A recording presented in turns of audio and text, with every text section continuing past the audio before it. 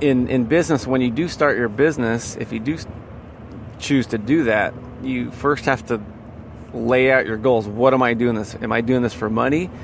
Am I doing this for time off? Am I doing this for happiness?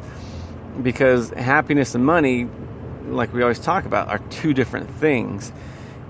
And once the problem a lot of people make is they build their business, they have all the excitement and energy in the world, and then as soon as they get to where the bills are paid off, they let off the throttle. And that becomes the problem. And I'm as guilty as this as anybody. Now you have money, you have time, you're exhausted, and you want the fruits of your reward. So it's harder to go to that next level because, again, you have your car, you have a nice place to stay, you have money to go out to eat, bills are paid that month, and it's easy to kind of enjoy that a little bit. And then next month comes or slow season comes. So a lot of it is you got to write down your goal. If it's to be financially well off, you can't stop until you're well off in the big picture, not just at the end of the month, because it's going to take so much work and energy that if you just do not go for your goal, you're going to let off as soon as you can. At the beginning, it's exciting, but towards the end, it does get a little rough. It's not the end, but as you get into it and you're doing all the things that don't pay dividends and pay returns, and like with me, it's just I've been doing it for a long time, a small business, and you do tend to get burnt out. You tend not to want to call the people back that are just going to drain you, and maybe that's a good thing, but it still wears on you. And so I think that you need to reevaluate your business. And one of the things they say is if you were to start over right now and do a business from scratch, everything, what would you do? How would you do it? Who would you do it with? Write all that down and then start doing that, because that's kind of where you're going to want to go anyway. And if you're not focused and planned, it's going to be an unsuccessful venture. So that's one thing that I need to do again is kind of reinvent my company, the cleaning company, and not be so spend so much energy on these things that don't really pay dividends. And again, this is all so we can afford that nice house in a nice area, because the money's here, but the expenses are high, and there's other costs involved, like the cost of getting decent employees is hard because not as many people can live here. It tends to be more of the people that are affluent, and therefore you don't have as many people looking for jobs that could afford a cheaper wage. So you have all those things. But I think whatever you're going to do, pick the business, find out what other people don't want to do, find out other people's problems, and figure out a good way to solve it. It's that's just the way business is, because if you do what everybody wants to do, what everybody feels like doing, chances are it's not going to pay as much. If it's too easy, there's going to be a flood of people doing it. So I would look at just go through. You can go through the yellow pages and start looking at, okay, there's this business. Find something that you're good at, and don't quit it because you don't like it. If you pick something that you're not good at, figure out how to do it, and then eventually you will like it once you get good at it. I think it was Zig Ziglar used to say, never quit a job because you hate it, because once you become good at it, you may like it. And it is hard to make a living off it, year round. So if you're working somewhere, you can do it part time. But nowadays, this is the heyday for starting a company because of social media. There's all these ad lead services and everything else, which we didn't have back in the day. Back in the day, you were like a Jehovah's Witness, man. You just knock on doors. And you wear the leather out in your shoes, and you just wind up getting a lot of shoes because it just, there's no way of doing it. And then the arduousness of knocking on doors and having dogs bark at you. And I remember back in the day, we were up in Lake Arrowhead in the mountains, and nobody was home. So you're knocking on the doors, trying to give people your business card, and God, it's frustrating. Knock, knock, nobody's home, and then you're actually happy to see a ravenous dog because at least it's life, And I remember one was actually German Shepherd was barking at my cousin, and the dog was going towards my cousin, and he had his clipboard, and he held his clipboard out like a karate person would hold a piece of wood before somebody would break it, and his arms were stiff, and the dog was trying to bite him, but he couldn't because the clipboard was too big of a surface, and the dog couldn't get around it. And for whatever reason, it was the funniest thing. While I was kind of worried about him, there's not a whole lot you could do other than kind of walk slowly towards him and just hope for the best. And I don't know what that would have did if I would have got there. And maybe just distract them, and then I had a bigger clipboard or something.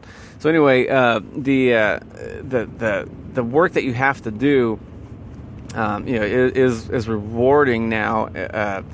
It's because it's easier to get the jobs. It's not as much. I should say it's rewarding quicker.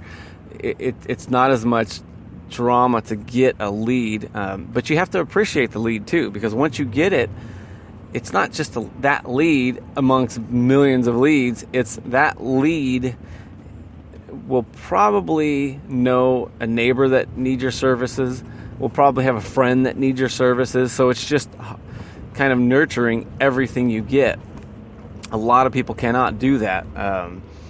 They just, as soon as there's any sort of negative anything, they're gone. So you have to get to the point where you kind of change your mind you're not just a painter or a carpet cleaner or a web designer.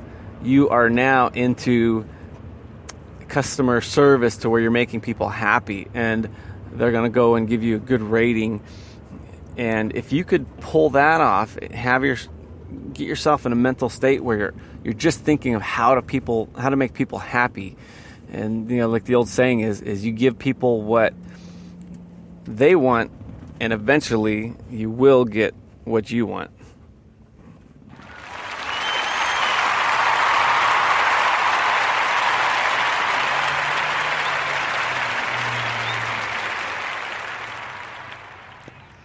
Hey guys, we love sugar.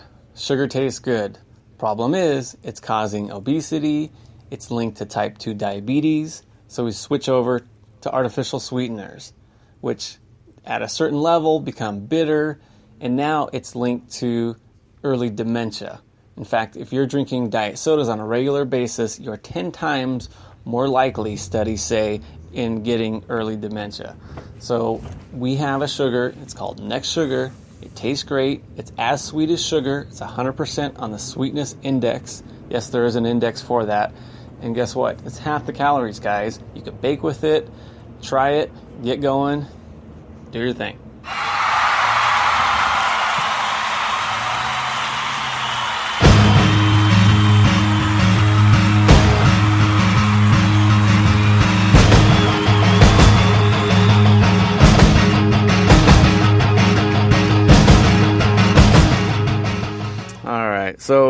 So now we have our business, and we want to make sure we're doing everything as efficiently as possible. And for starters, you have to have a real wide, again, I'm going to use my funnel analogy. Start out at the wider end of a funnel. You just do whatever. And as you go forward, you could kind of fine tune it.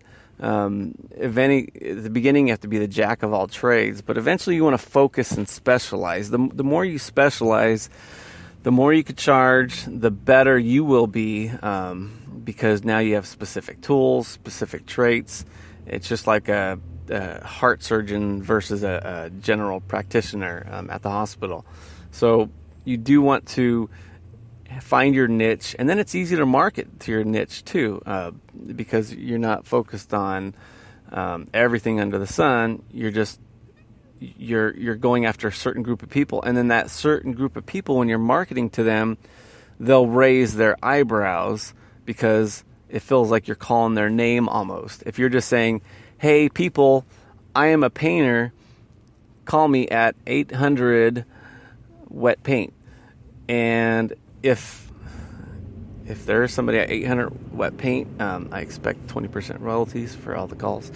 Then if you hear, "Hey Brent, I noticed you have a nice beach house and you cannot stand the color. We specialize in painting red houses yellow." If I did have a red house, that's going to catch my attention. So if you, hey, we do restaurants. Hey, do you have a greasy kitchen? Blah, blah, blah. And it'll cut right through to anybody that has a restaurant that may or may not be looking. You're going to raise their eyebrows. So you don't want to specialize in whatever you're doing. But again, rehash your company. Just start over. If you get that busy, raise your prices. But you want to be excited again about your company, and you want to have a return on your profits too. Your ROI, return on investment. And if it's just you're spending all this time, but you're not making any money, and you say, "Wow, there's a lot more money over here, and it's easier to make," then you can start making that segue to it. And the sooner you do it, the happier you will be. Even if it's all things are the same when you move over, at least that curiosity isn't driving you nuts. Like, "Oh, if I would do this, then everything would be great in my business." So you do want to move around. And plus, let's face it, we're at a point in life to where if you do not evolve as a company, you may not be a company for long. And if there's too much company, in other words, you got a lot of competitors, you may need to kind of transition. So you need to do it, because if you don't do it, somebody else is going to do it. All right, guys, we'll talk to you tomorrow.